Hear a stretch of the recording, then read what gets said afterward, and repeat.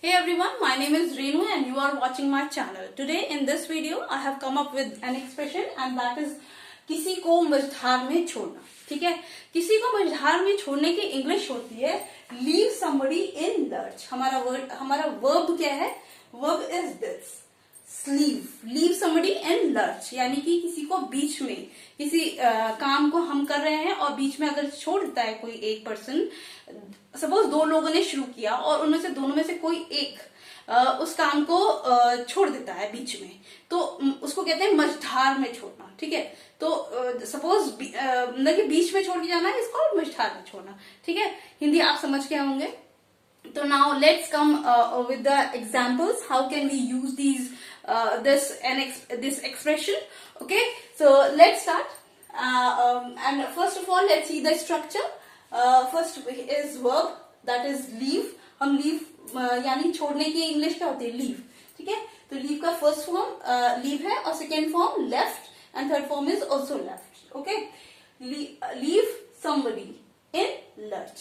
ठीक है, तो नेक्स्ट एग्जाम्पल में आ जाते हैं.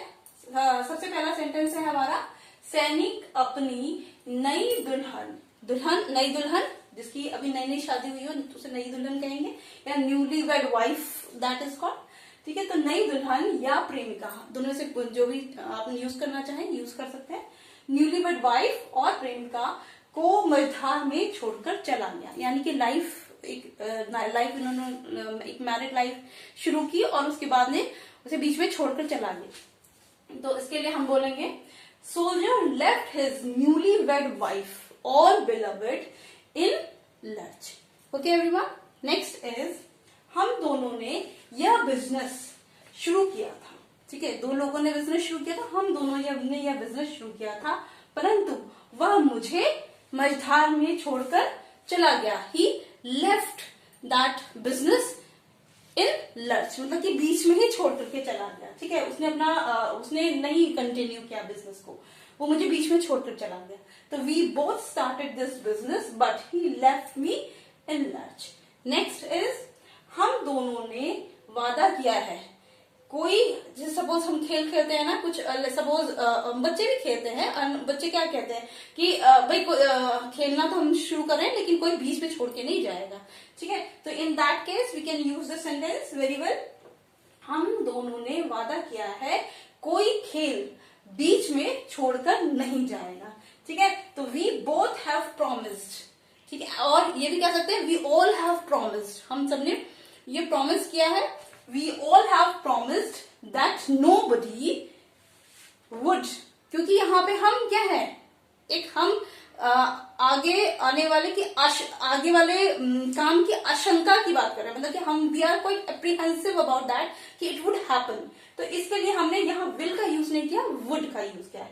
तो nobody would leave this play in lurch. No, we both have promised that nobody, that is up to you whether you use that or you can use a comma in that case, we both have promised nobody would leave this play in lurch.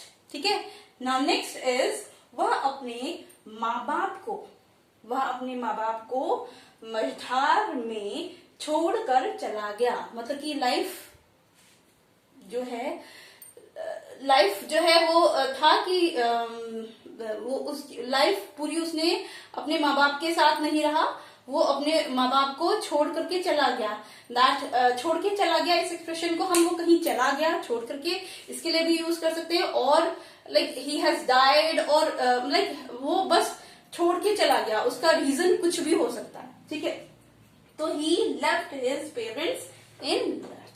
In this way we can use, and it's a very beautiful expression and which you all can use in your daily conversation, and it is going to be very much helpful for you all. Okay everyone, and if you like the way I make you all understand and you like my work, and you find it quite helpful, then like, share and subscribe to my channel. Thank you everyone.